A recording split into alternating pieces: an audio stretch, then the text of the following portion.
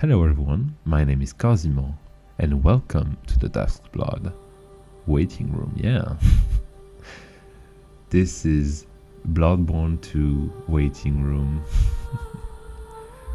I made this video with a few clips I found recently, with the Return to Yharnam event, right? It's pretty active at the moment, and my level 46 that I have right there that I kill often with, and my level 87 Chicago build really had a lot of activity, so it's been pretty nice. I wanted to make this video for several reasons, right? Like the structure of it is going to be like Bloodborne 2, so like a comparison of the Bloodborne PvP mechanics and how we can just like iterate from it in the next game. Thank God, because like Bloodborne 2, Bloodborne 1 for sure had like so many problems, right? And second part of the video where we talk about like the thematics of Duskblood, the vampire thematics, right? So it's not a lore video, it's more like some reflections on like the themes that they are going to work on, mainly the vampire themes and like the origins of the vampire thematics. Bloodborne PvP had a lot of problems. So first of all, you had problems with the netcode. It was especially bad. Honestly, the latency in Bloodborne is so much more atrocious than in any other games DS3 Elden Ring. People don't really remember, but if you came across like a source peer Brazilian, you would just get stunned up to death without even approaching the guy. It was very, very bad. But there were many other problems. The matchmaking was very atrocious as well. Honestly, you couldn't invade the people under 30, and that was good. But just being at 46, you can invade up to like 72, which is interesting to say the least. But there was just like so many other disparities. You could go to the max level for the weapon and just be at lower level, and a bit like how Dark Souls 1 matchmaking was before. You could just go max level upgrade and still invade downwards. DS3 and DS2 really made a big difference on the matchmaking and big innovations as well. Thank God. Yeah. Another big problems that Bloodborne had was the gem farm. Gem farm, you can definitely get like some incredible attack power with it. Look at that parasite. It's pretty much insane at lower level with the arcane attack up. The gem farm took so long just to get to the FRC route, and once you had that satisfaction of having, you know, those numbers, what then just happy that you one-shot people. I mean, whatever at this point, right? And finally, I think the biggest problem that Bloodborne PvP had was the proximity system, right? You can invade people that were far away from you, which was a bit annoying, definitely. Even if you were invading someone, the fact that you had to spawn at the exact place where you were at the moment you invaded was also an hassle, right? An hassle. Which, yeah, pretty bad. Duskblood, on the other hand, will probably transcend all of those issues, right? It's going to be primarily a PvP mechanics, so like the leveling system is going to be fixed, thank God. The DNA of the Souls multiplayer will probably still be maintained. I know people were worried about like the Tarkov Tarkovization, right, of Souls.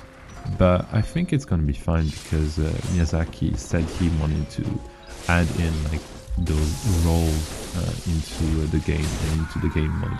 So it would be like kind of a point system with like a bit like the flag, take the base of the enemy or complete objectives, right? But like with roles, we can hope that like we can have some disruptions of like enemies' objectives built into our own character, which is pretty fun. Having the power to be more of a nuisance more than anything else is definitely pretty interesting. And I am really hopeful about all of this, honestly. Thank God the PvP mechanics are also going to be more refined, right? Because it's going to be at the core of the system. So matchmaking will not be as much of an issue as before. If not, it will never be an issue, which is really nice, I think. Yeah, something to look forward to, right?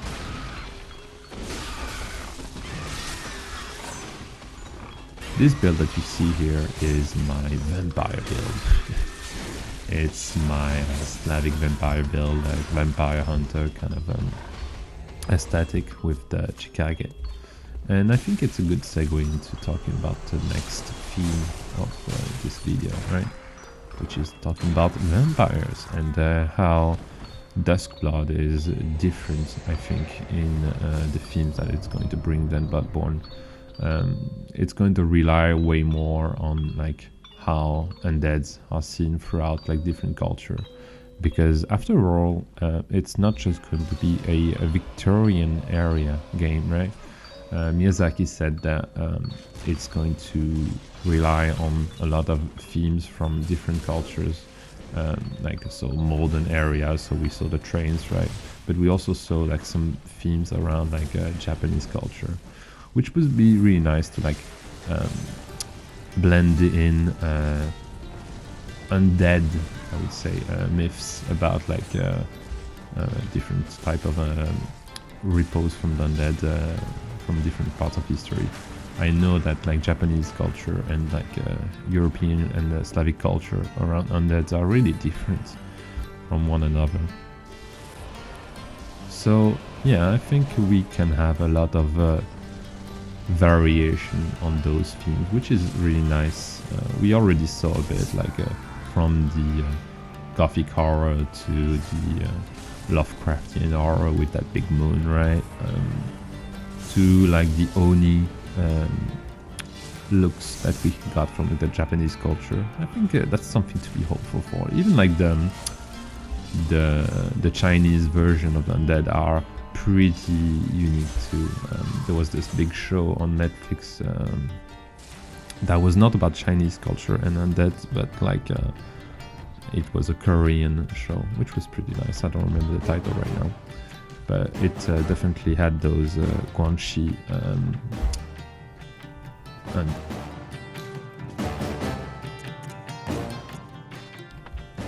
I think we could really have like a talk about like undead throughout history and throughout cultures, but if we really want to drive in the origins, right, of like undead history and vampire, more specifically history, we have to look to Slavic culture. Slavic culture is definitely the place where vampire, the terms were really set in with like, you know, the stakes and like drinking blood and everything. I know that some like Jew also Jew culture also referenced that, specifically tying vampires to also werewolves. That could be also another video about like how like a different type of cultures say really interact with those myths. But anyways, the origin really of you know, the vampires came from the Vikings actually, or more specifically to the Slavic Vikings. Back then the Vikings really invaded the whole of Europe, right? creating a lot of duchies, like the Normandy duchy in France, but also Kiev. Kiev was originally a Viking settlement that got Christianized, right, with the help of the Vasily Emperor at the time in Constantinople. Holodomor, the chief at that time, became basically Vladimir the Great, and he decided to throw away all of his culture and got baptized as the first Christian of his line.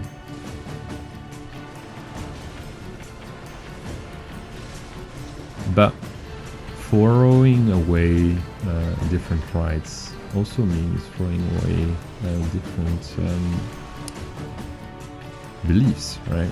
And especially beliefs around dead people, and how your ancestor behave, and sometimes also can influence you and harm you. Really is something that is quite known throughout the Slavic world, right? The Slavic history. And it came to be because this conception of ancestry interacting with the living was a Viking heritage, and honestly something like a polytheist way of viewing the death. And it kind of stayed because in their view, if someone were to have an improper death, they would become unquiet ones. I think unquiet ones is a pretty self-explanatory title, right? You would become unquiet because you are dead, but you're not quiet, and basically you come back to harm those that either harmed you or didn't pay you enough respect, right? There were very specific ways to become unquiet at the time, during Slavic times, right? During the Slavic medieval times. The different ways of becoming unquiet were, first of all, if you died by drowning, by suicide, if you had an improper burial, or, and finally, if you died on the day of your wedding, which is I mean, yeah, I understand it. If having been married once, that would have been pretty bad. In Slavic folklore, the unquiet ones are divided in terms of etymology between male and female. So the male version of the unquiet one were the vampires, right? And the female were the banshees or the rusarki. Rusarki are kind of water meadows, very beautiful, almost siren-like, right? A bit of a relica from the Greeks' mermaids, in a way. You can see them in Tolkien, actually. I think Tolkien referenced that term several times in his bestiary.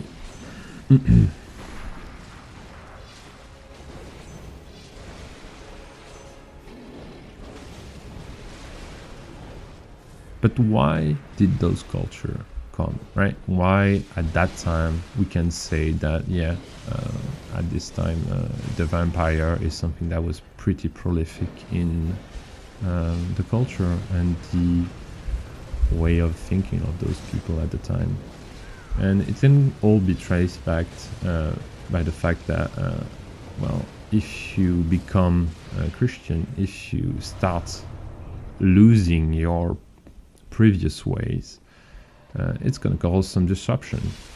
And in particular, the one thing that really changed at that time, during the time of Vladimir the Great, was how they buried people. Well, specifically before, they used to cremate people. And it was the way, the proper burial way, right? And after that, they started burying people. and a lot of people kind of resisted that change. It can be found in archaeology, right? All of this, what I'm saying, is something that Timothy Snyder said in his lessons at Yale's.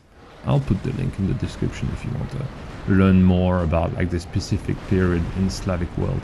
It's very, very interesting, and I've been pretty deep into it for a few years, honestly.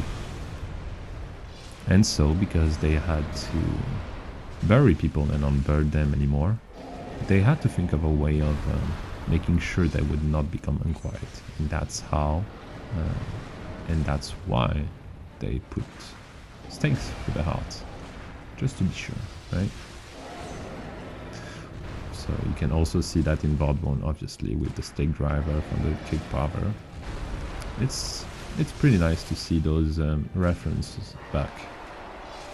And I think there's going to be a lot of references to different folklore in undead cultures throughout all like the history, which is going to be pretty interesting. I look forward to that, honestly. There's a lot to be said yet on Bloodborne influences throughout like the different history. So yeah, I'll probably also make different videos on like undead lore in relationship to souls in the future, if you like this video, obviously.